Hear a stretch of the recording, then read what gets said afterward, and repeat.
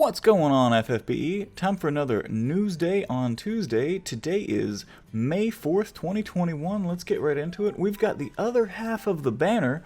We've got Vermillion Blade Ardyn and Neovision Awakenable Aranea coming at us this week. So we got the villain. Maybe you could think of him as misunderstood. I don't know, but he's the villain. All right. We get, like Limited Moon and Memories of Ragnarok, Arden's Hat, and I can't remember what this one is off the top of my head, but we'll see that one as the tokens that we can exchange for. We've got the pretty traditional rewards there, still getting those 50 summon tickets and these new increased, 500 Lapis rewards along with the 5,000 on the second step. It's kind of nice. All right, and then Vermillion Blade Ardyn. He is basically Noctis that we got from a few weeks ago as Dark. So everything that that Noctis does in the light form, Arden does in Dark. So like Dark Elemental stuff.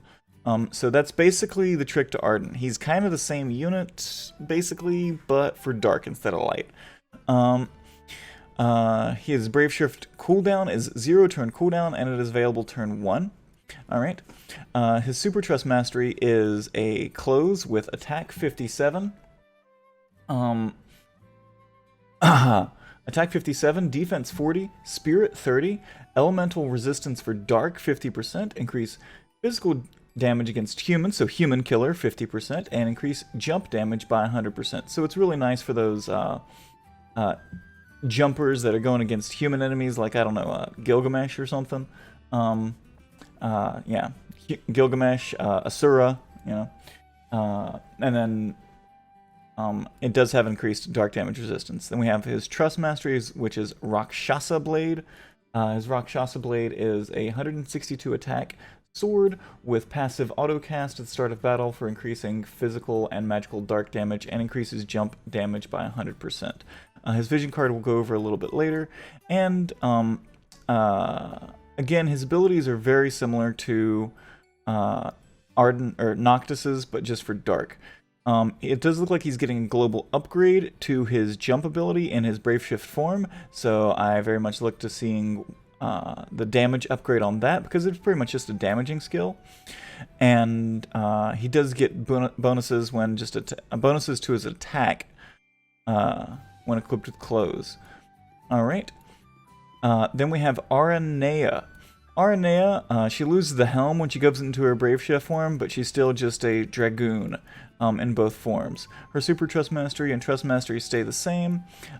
She becomes a Bolting Strike Chainer, and she now has damage boosting abilities for Commodore of Niflheim Empire.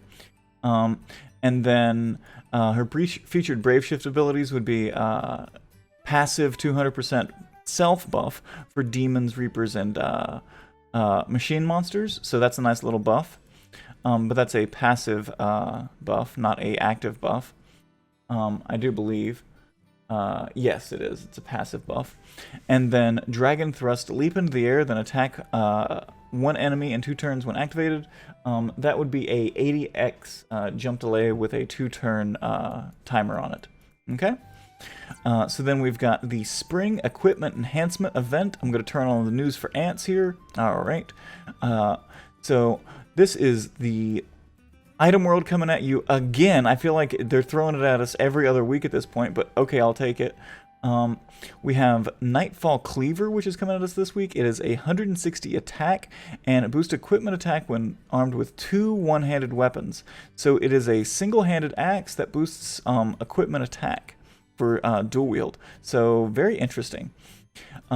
We also have exclusive rares for Bowie Knife, Iron Duke, Dragon Lance for Final Fantasy 15, and Brontes for boost attack by 80% for all those. And for the Nightfall Cleaver, it is boost attack by 80% and boost equipment attack when armed with 2 one-handed weapons. So this with the rare, this is 160 attack axe with boost attack by 80%. And equipment attack when armed with 2 one-handed weapons, and then an additional equipment attack when armed with 2 one-handed weapons. So this could be the best axe that we've ever had. And then we've got the standards for all the others. Okay, you got your bonuses there for some of your global exclusive units, and then Ignacio for some reason. And then, I guess because he has an axe. And then, yeah, it's all basically some global exclusive units, and then, or some story units, and then Ignacio. Interesting. Alright, interesting that Ignacio is included on that list. Alright, and, yeah, then the rest of it's just explaining how Item World works, just like it always does. Yep, that's it. Alright, no boosts to the auto defense buffs or anything like that. Turning off the news for ants. The unit intro quest we have for Vermillion Blade Ardyn, where you can see his CG limit burst. And, man, what a suave mother. And then you can get, you know, the little rewards that we get. Alright, and then we've got, the vision card is Onward to the Disc. Onward to the Disc is Ardyn's vision card with 110 attack, boost attack by 80% when equipped with a sword, boost light resistance by 50%, and damage of junk attacks by 50%. Requirement is it has to be equipped for a Final Fantasy 15 unit. And then we have one last battle, which is attack 60, defense 30. This is just a, you know, another vision card coming at us again.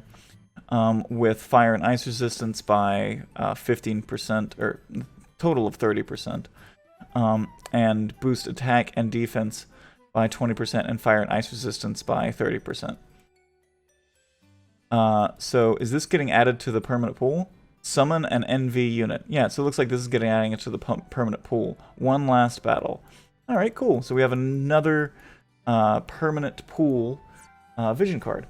Alright, then we have Chronicle Battle, Max X Maniple. So this is another Final Fantasy 15 Chronicle Battle, so you can get those shards for the units, and then, or not shards, but insignias for the units, and then awaken these new items, which is Wyvern Lance, Final Fantasy 15, 155 attack, and activate Lance held by the Dragoon, and High Jump, which is boost damage of jump attacks, and equipment attack by 50% when armed with 2 one-handed weapons. So it's equipment attack on a spear. And then we have Battle-Worn Fatigues, Final Fantasy 15, attack 50, that's nice. Defense 41, Spirit 25.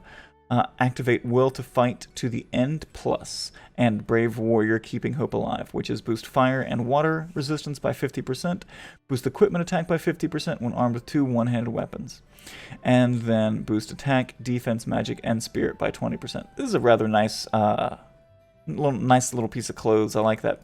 We'll see what it finally ends up being, but and then we've got some Challenge of the Braves for the insignias coming at us again. Woo! I feel like this Mazurka one never leaves. Okay. And then we have the Final Fantasy Free 15 10+1 summon coming at us again. So good luck to anybody pulling on that one. It's free, so why wouldn't you? Then you have your $12 or $13 summon to try and get Arden. I've pulled on every one so far of those and haven't gotten one yet, so I think I'm going to stop. We have your exchange shop. The exchange shop is for whenever you summon for Arden, you get the tokens, and you can trade the tokens in for Arden Fragments, Arinea herself, Limited Moon, Memories of Ragnarok, and Arden's Hat, and then Heroes Vow Wind, and some of them the traditional words like Gill Snappers and whatever. I would probably go for Memories of Ragnarok and the Limited Moon. They always throw in Heroes Vow Wind, but like you could get that easily. Alright, and then Royal Retribution login bonus. You know, you can get some Arden and Aranea shards or fragments, and then some VIP coins and Ascension pearls. Then we've got maintenance, and then that's it for this week. Pretty chill week. We've got Item World and a Chronicle Battle. So we've got Item World and a Chronicle Battle really this week, and that's about, and Arden. So I'm really excited by the new Item World axe that's coming at us, and being able to awaken my Aranea.